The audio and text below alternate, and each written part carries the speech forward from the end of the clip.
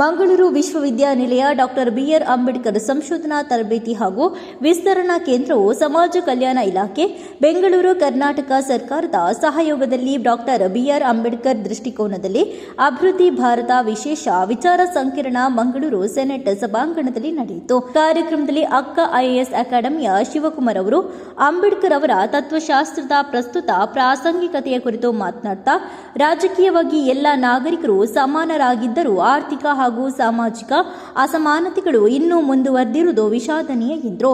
ಸಾಮಾಜಿಕ ಪಿಡುಗುಗಳನ್ನು ನಿವಾರಿಸಲು ಡಾಕ್ಟರ್ ಬಾಬಾ ಸಾಹೇಬ್ ಅಂಬೇಡ್ಕರ್ ಹಲವು ವರ್ಷಗಳ ಕಾಲ ಹೋರಾಟ ನಡೆಸಿದ್ರು. ಇಂದಿಗೂ ಸಂಪೂರ್ಣ ಸಮಾನತೆ ಸಾಧಿಸಲು ಆಗಿಲ್ಲ ಎಂಬುದನ್ನು ಅವರು ಉಲ್ಲೇಖಿಸಿದರು. ಸ್ವಾತಂತ್ರ್ಯದ ನಂತರವೂ ಸಾಮಾಜಿಕ ನ್ಯಾಯದ ಹೋರಾಟ ಮುಂದುವರಿಯಬೇಕಾಗಿದೆ ಎಂದು ಅಭಿಪ್ರಾಯಪಟ್ಟಿದ್ದಾರೆ. ಈಗ ಡಾಕ್ಟರ್ ಅಂಬೇಡ್ಕರ್ ಕ್ವಶನ್ ಏನಂತಂದರೆ, ನೀವು ಸಾವಿರಾರು ವರ್ಷಗಳಿಂದ ನೀವೇ ಪವರ್ನ ಎಂಜಾಯ್ ಮಾಡಿದ್ರಿ. ಸೊ ಭಾರತದಲ್ಲಿ ರೂಲಿಂಗ್ ಕ್ಲಾಸ್ ಆಗಿದ್ರಿ, ಪವರ್ ಎಂಜಾಯ್ ಮಾಡಿದ್ರಿ. ಈಗ ಮತ್ತೆ ಸ್ವಾತಂತ್ರ್ಯ ಭಾರತದಲ್ಲೂ ನಿಮ್ಮ ಕೈಗೆ ಪವರ್ ಬರುತ್ತೆ ಅನ್ನೋದಾದರೆ ಅದು ಎಂಥ ಪವರ್, ಅದೆಂಥ ಸ್ವಾತಂತ್ರ್ಯ, ಅದೆಂಥ ಇಂಡಿಪೆಂಡೆನ್ಸಿ ಅಲ್ವಾ? ನಿಜ ತಾನೇ ಅಂತ. ಸೊ ಬಿಫೋರ್ ಇಂಡಿಪೆಂಡೆನ್ಸು ನೀವೇ ರೂಲಿಂಗ್ ಕ್ಲಾಸ್, ಸ್ವಾತಂತ್ರ್ಯ ಬಂದಮೇಲೆ ಮತ್ತೆ ನೀವೇ ರೂಲಿಂಗ್. ಮತ್ತು ಸ್ವಾತಂತ್ರ್ಯ ಏನಾಯ್ತು ಹಂಗದ ಪದದ ಅರ್ಥ ಏನು ಅಂತ. ಸೊ ಇದು ಮುಖ್ಯವಾದಂಥ ಮೂಲಭೂತವಾದಂಥ ಪ್ರಶ್ನೆ, ಸೂಕ್ಷ್ಮವಾಗಿ ಗಮನಿಸಬೇಕಾದಂಥ ಪ್ರಶ್ನೆ. ಸೊ ಸ್ವತಂತ್ರ ಭಾರತದಲ್ಲಿ ಯಾರ್ಯಾರಂದ್ರೆ ನೀವು ಸಪ್ರೆಸ್ಡ್ ಕಮ್ಯುನಿಟೀಸ್ ಅಂತೀರ, ಅಥವಾ ಯಾರ್ಯಾರು ಹಿಂದುಳಿದ ವರ್ಗ ಅಥವಾ ದಲಿತರು ಅಂತ, ಮಹಿಳೆಯರು, ಕಾರ್ಮಿಕರು ಅಂತ ಯಾರ್ಯಾರು ಕರೀತಿರಲ್ಲ, ಅವರ ಪಾತ್ರ ಏನು, ಅವರ ಪಾಲು ಏನು, ಅದು ಬಾಬಾ ಸಾಹೇಬ್ ಅಂಬೇಡ್ಕರ್ ಅವರ ಮುಖ್ಯವಾದಂಥ ಪ್ರಶ್ನೆ. ಮತ್ತು ಅವರಿಗೆ ಪಾಲನ್ನು ತಂದು ಕೊಡೋದು ಮತ್ತು ಅವರು ಕೂಡ ಮುಖ್ಯವಾದಂಥ ಅಡ್ಮಿನಿಸ್ಟ್ರೇಷನಲ್ಲಿ, ಆಳ್ವಿಕೆಯಲ್ಲಿ ಪಾಲ್ಗೊಳ್ಳೋದು, ಹಂಗೆ ಮಾಡುವುದೇ ಅವರ ಮುಖ್ಯವಾದಂಥ ಹೋರಾಟದ ಧ್ಯೇಯ. ಅದೇ ಮುಖ್ಯ, ಅದೇ ಮುಖ್ಯವಾದದ್ದು.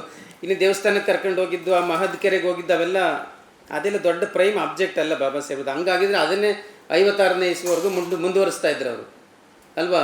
1950 ಜನವರಿ 26ನೇ ತಾರೀಕು ನಾವು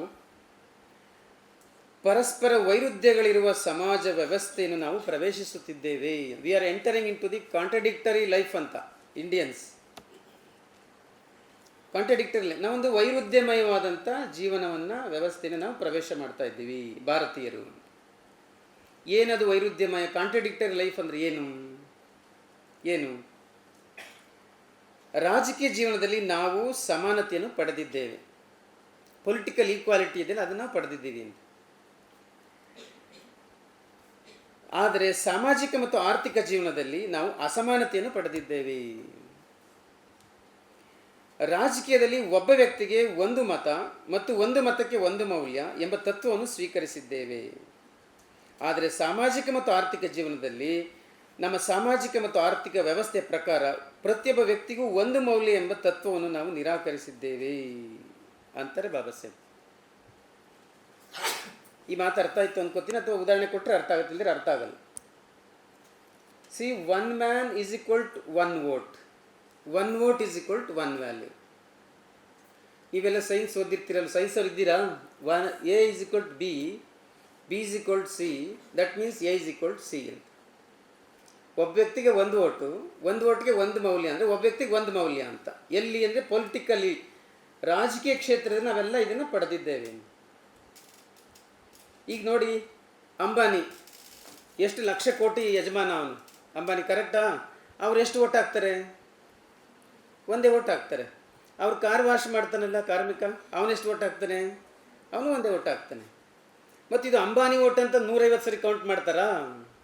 ಒಂದೇ ಸರಿ ಕೌಂಟ್ ಮಾಡ್ತಾರೆ. ಅವನು ಕಾರ್ ವಾಶ್ ಮಾಡೋ ಓಟ್ನ ಎಷ್ಟು ಸರಿ ಕೌಂಟ್ ಮಾಡ್ತಾರೆ?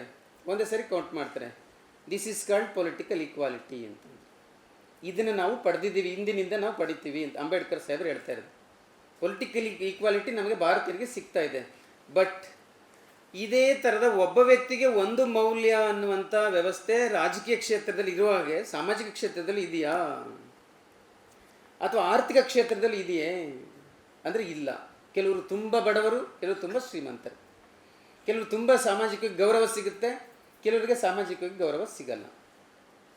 ಅದಕ್ಕೆ ಅವರು ಕಾಂಟ್ರಡಿಕ್ಟರಿ ಲೈಫ್ ಅಂತ ಇದಕ್ಕೆ ಹೇಳಿದ ಪದನ. ಕಾಂಟ್ರಡಿಕ್ಟರಿ ಲೈಫ್, ವೈರುಧ್ಯಮಯವಾದ ಜೀವನ, ಭಾರತೀಯರು ವೈರುಧ್ಯಮಯವಾದ ಜೀವನ. ಇದೇ ಸಂದರ್ಭ ಮಾತನಾಡಿದ ಕರ್ನಾಟಕ ಕೇಂದ್ರೀಯ ವಿಶ್ವವಿದ್ಯಾನಿಲಯ ಕಲಬುರಗಿ ಅಧ್ಯಾಪಕರಾದ ಅಪ್ಪಗೆರೆ ಸೋಮಶೇಖರ್ ಅವರು ಡಾಕ್ಟರ್ ಬಿಆರ್ ಅಂಬೇಡ್ಕರ್ ಅವರ ಬೌದ್ಧ ಧರ್ಮಕ್ಕೆ ಪರಿವರ್ತನೆಯ ಹಿನ್ನೆಲೆ, ಅದರ ಪ್ರಮುಖ ಕಾರಣಗಳು ಹಾಗೂ ಸಮಾಜದ ಮೇಲೆ ಉಂಟಾದ ಪರಿಣಾಮಗಳ ಕುರಿತು ಉಪನ್ಯಾಸ ನೀಡಿದರು. ಅಂಬೇಡ್ಕರ್ ಅವರ ಪರಿವರ್ತನೆ ಸಮಾನತೆ, ಮಾನವೀಯತೆ ಮತ್ತು ಸಾಮಾಜಿಕ ನ್ಯಾಯದ ದಿಕ್ಕಿನಲ್ಲಿ ಮಹತ್ವದ ಹೆಜ್ಜೆಯಾಗಿತ್ತು ಎಂದು ಹೇಳಿದರು. ಎರಡು ಮಾತುಗಳು ಬಾಬಾ ಸಾಹೇಬರು ಹೇಳಿದ್ದು, ಯಾವ ಸಮುದಾಯ ತನ್ನ ಪರಂಪರೆ ಮತ್ತು ಚರಿತ್ರೆಯನ್ನು ಮರೆಯುತ್ತದೋ ಆ ಸಮುದಾಯ ತನ್ನೆಲ್ಲ ಹಕ್ಕು ಮತ್ತು ಅಧಿಕಾರವನ್ನು ಕಳೆದುಕೊಳ್ಳುತ್ತದೆ ಅಂತ. ನಿಮಗೆ ಬುದ್ಧರ ಚರಿತ್ರೆಗಳು ಗೊತ್ತಿಲ್ಲ ಅಂದರೆ ಬಾಬಾ ಸಾಹೇಬ್ ಅಂಬೇಡ್ಕರ್ ಅರ್ಥ ಆಗ್ಲಿಕ್ಕೆ ಸಾಧ್ಯನೇ ಇಲ್ಲ, ಇಂಡಿಯನ್ ಕಾನ್ಸ್ಟಿಟ್ಯೂಷನ್ ಅರ್ಥ ಆಗ್ಲಿಕ್ಕೆ ಸಾಧ್ಯನೇ ಇಲ್ಲ, ಬುದ್ಧರ ಚಿಂತನೆಗಳು ಅರ್ಥ ಆಗದೆ ಹೋದರೆ ಅಂತ. ಹಾಗಾಗಿ ನಮ್ಮ ಚರಿತ್ರೆ ಮತ್ತು ಪರಂಪರೆಯನ್ನು, ಅಂದರೆ ನಮ್ಮ ಪಠ್ಯಕ್ರಮಗಳ ಮೂಲಕ ಶಾಲಾ ಕಾಲೇಜುಗಳಲ್ಲಿ ಹೇಳಿಕೊಟ್ಟ ಚರಿತ್ರೆ ಅಲ್ಲ, ಅದು ಪರೀಕ್ಷೆಗಾಗಿ ಹೇಳಿಕೊಟ್ಟ ಚರಿತ್ರೆ ಅಂತ. ನಮ್ಮ ಪಠ್ಯಕ್ರಮದಲ್ಲಿ ದಾಖಲಾಗದೆ ಹೊರಗಿರುವ ಅನೇಕ ಸತ್ಯದ ಚರಿತ್ರೆಗಳು ಇದ್ದಾವೆ. ಅದನ್ನು ನಾವು ಶೋಧಿಸ್ಕೋಬೇಕಾಗಿದೆ. ಅದನ್ನು ಬಾಬಾ ಸಾಹೇಬ್ ಅಂಬೇಡ್ಕರ್ ತುಂಬ ಪ್ರಜ್ಞಾಪೂರ್ವಕವಾಗಿ ನಮ್ಮ ಪಠ್ಯದ ಒಳಗಡೆ ಸೇರಿಸದೇ ಇರುವ ಚರಿತ್ರೆಗಳನ್ನು ಶೋಧಿಸಿಕೊಟ್ಟಿದ್ದಾರೆ. ಅಂತಹ ಮಹತ್ವದ ಚರಿತ್ರೆ, ಅವರು ಶೋಧಿಸಿದ ಮಹತ್ವದ ಚರಿತ್ರೆಗಳಲ್ಲಿ ಬುದ್ಧ ಚರಿತೆಯೂ ಕೂಡ ಒಂದು ಅಂತ. ಈ ನಮ್ಮ ಪರಂಪರೆ ಮತ್ತು ಚರಿತ್ರೆಯನ್ನು ಅರ್ಥ ಮಾಡಿಕೊಳ್ಳುವ ಮೊದಲಿಗೆ ನಾವು ಮಾನಸಿಕವಾಗಿ ಸಿದ್ಧರಾಗಬೇಕು ಅಂತ. ಮಾತು ಕೇಳದ ಭಾರತ ಮಾತು ಕೇಳುವ ಹಾಗಾಗಬೇಕು ಅಂದರೆ ಅದು ಸ್ವಲ್ಪ ಅದರ ಮೇಲೆ ಒಂದು ಚಿಕಿತ್ಸೆಯ ಅಗತ್ಯವಿದೆ, ಅನಿವಾರ್ಯತೆ ಇದೆ ಅಂತ. ಅದನ್ನು ಬಾಬಾ ಸಾಹೇಬ್ ಅಂಬೇಡ್ಕರ್ ಅವರೇ ಹೇಳಿದ್ದು. ಯಾವುದೇ ಒಂದು ಸಮುದಾಯ, ವ್ಯಕ್ತಿ, ಸಮಾಜ ಪ್ರಗತಿ ಹೊಂದಬೇಕಾದರೆ ಆ ವ್ಯಕ್ತಿ, ಸಮಾಜ, ಸಮುದಾಯ ಮೊದಲು ಮಾನಸಿಕ ಗುಲಾಮಗಾರಿಕೆಯಿಂದ ಬಿಡುಗಡೆಗೊಳ್ಳಬೇಕು ಅಂತ ಹೇಳಿದರು. Cultivation of the mind should be the ultimate aim of human existence ಅಂತ ಮಾತನಾಡಿದರು ಅನಿಹಿಲೇಷನ್ ಆಫ್ ಕಾಸ್ಟ್ ಒಳಗಡೆ. ಈ ಮಾನಸಿಕ ಗುಲಾಮಗಾರಿಕೆಯಿಂದ ಭಾರತ ಇವತ್ತಿಗೂ ಕೂಡ ಬಿಡುಗಡೆಗೊಂಡಿಲ್ಲ ಅಂತ.